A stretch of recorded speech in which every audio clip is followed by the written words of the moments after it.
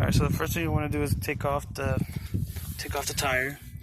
I'm going to use this wrench to take it off. So you're going to take off all 5. You're going to take the wheel out before you, well, not take the wheel out, but loosen the bolts up, the lug nuts, before you lift up the car. Alright, so the wheel is off. Next thing we're going to do is take this out the caliper. Now we got 2 bolts back here. Right here at the bottom, one at the top. I think they're 14 millimeters. We're going to take those off. That's going to be able to let us take this off right here. Alright. So I'm using the torque wrench to take it off. Now the torque wrench does exactly what it says it is. It gives you more torque. It gives you more power to be able to take off these stuck on bolts. And they also let you be able to check the pressure on each bolt. So we'll take a look at the pressure when we put them back on. Alright, so now we're going to loosen up the bottom bolt, which is down here. The top one was up here. The bottom one is down here.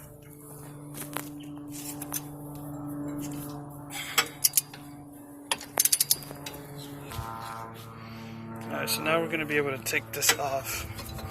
Might be a little stuck on there. So I just wiggle it out. And a lot of people, when they take this out, they like to just hang it on here. I like to actually use that little cord and hang it off right here off the suspension coil. Alright, so I hung it up there. I like to do that because you don't want any pressure on the lines right here, on the brake lines. If you put too much stress on it, that can break or over time wear out. So you want to make sure that's protected. Alright, so next thing we're gonna do is we're gonna take the old brake pads off. Now I drove mine, so they're hot. If you don't want to burn yourself, make sure you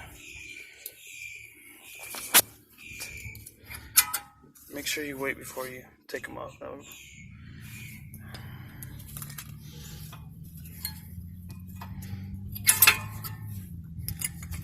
And next we're going to want to clean all this area up with some brake part cleaner. Want to make sure you also wear eye protection because the stuff gets everywhere. Sorry, there's traffic going by. There's brake dust everywhere and the fluid gets everywhere and it's very bad for your eyes.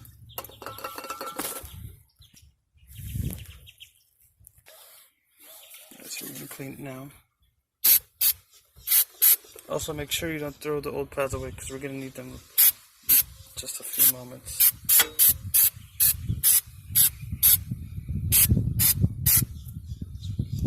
Do it in short bursts.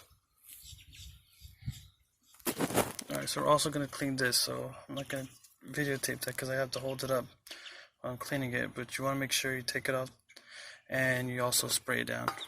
So we are ready to attach the C-clamp, so we're going to use this to put down the piston. Here, this piece right here, that's what actually pushes against the brake pads to engage the brakes onto the actual rotor. And that's what we're going to use this for. We're going to put this about right here, and we're going to put the C-clamp on there. Alright, so the C-clamp is attached. Now I don't want to push this down yet because before we push it down or close it up, we want to make sure we open up the brake fluid container. Now you don't want to expose this to air very long either. And now we're going to close the clamp, because if you try to put it on without closing the clamp, there won't be enough space for the brake pads, the new brake pads, to go in there because they're thicker than the old ones because the old ones have been worn out. Alright, so after you clamped it up, you want to make sure you close the brake fluid container, .3. That's what we use for this car anyway, for most cars.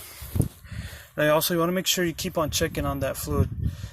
Make sure it doesn't overfill, because if that falls onto your car, it's extremely corrosive. It can destroy your paint. Just a little bit can just destroy your paint and wreak havoc on your car. Alright, so now we're going to put the new brake pads in there.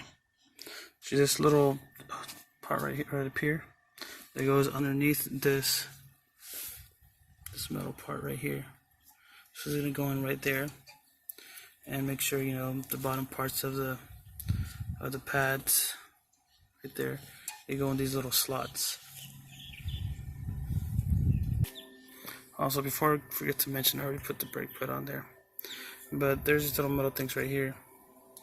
If my set did not come with new ones, but sometimes they do. If they do come with new ones, it's just better to replace them. Don't leave them on there. If you have new ones, always opt to use the new ones.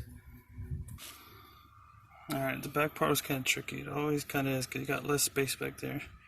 You can't see as much. Next thing you want to do is put some grease on the brake pad. This always helps get rid of a lot of noise. You don't want to put too much, just a little bit. Do the same thing to the back. Alright, so next we're going to put the caliper back on there. Now for some reason it doesn't fit. Sorry for all the bad movement of the camera. For some reason it doesn't fit. It likely means that you did not close it enough with the seat clamp.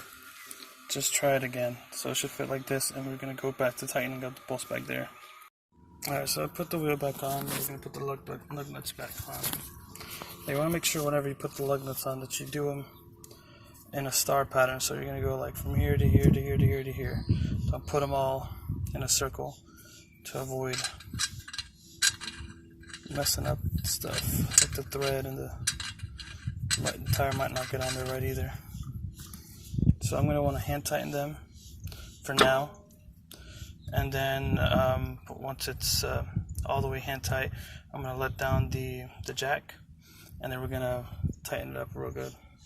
I said I was going to do a video about this, but I'm just going to do it on the same one, because changing the rear brake pads is just basically the same thing, but a little version. Look at these tiny, cute little brake pads.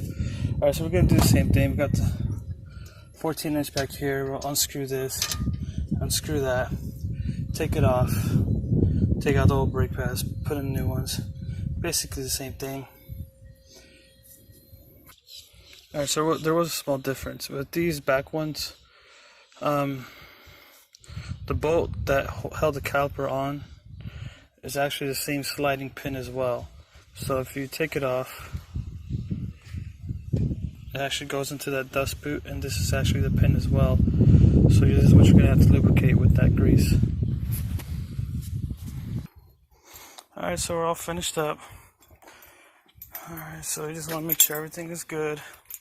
Now whenever you turn the car on, the brake pad will seem kind of spongy. That's because it's adjusting itself to the new lengths. That should be normal. If it doesn't go away, then you might need to bleed the brake lines. I'm not going to do that unless it's absolutely necessary, which I don't think it will. I've done this plenty of times. If you have any questions, just leave any comments in the comment section. Y'all have a great day. Alright, so we're also going to want to take out this caliper pin. Now you have to remove this very carefully, because you got this dust boot here that protects it.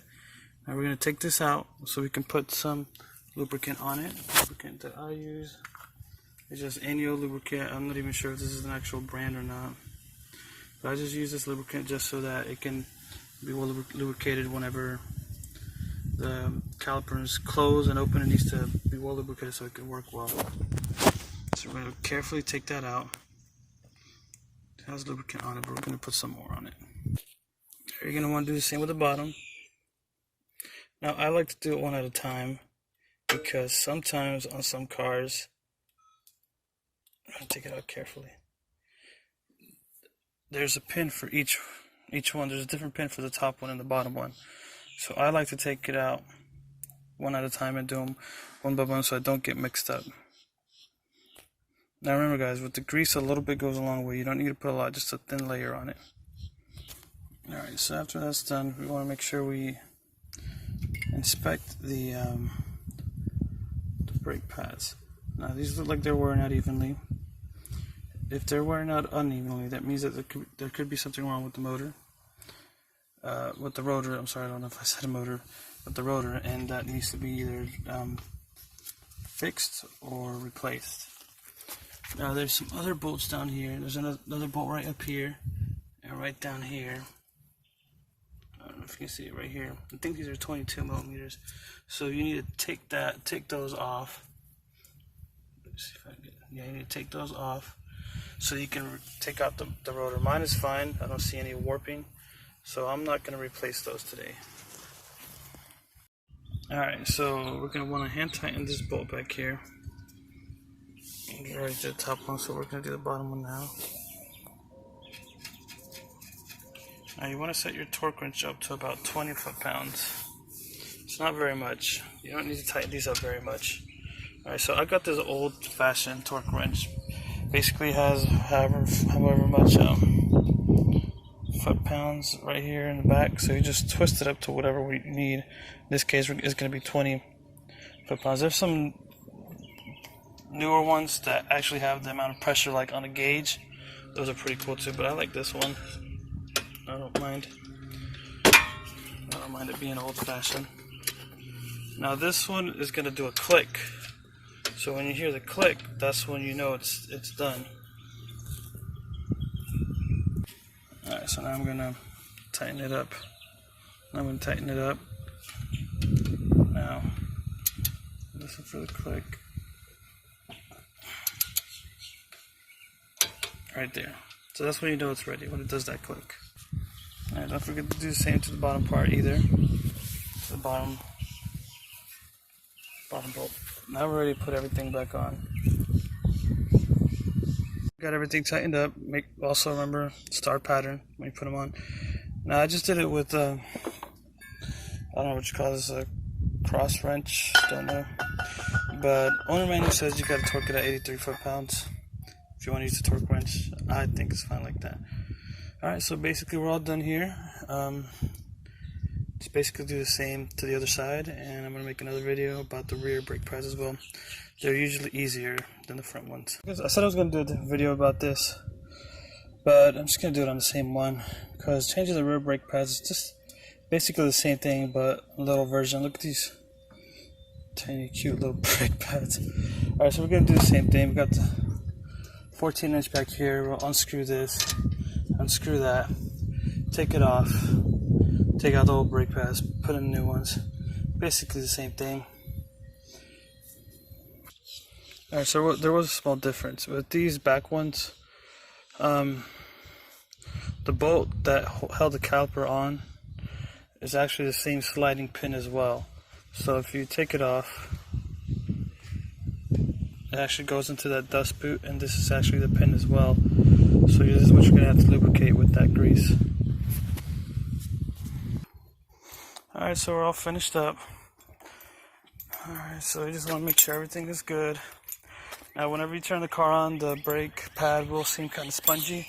That's because it's adjusting itself to the new length. That should be normal. If it doesn't go away, then you might need to bleed the brake lines. I'm not going to do that unless it's absolutely necessary, which I don't think it will. I've done this plenty of times. If you have any questions, just leave any comments in the comment section. Y'all have a great day.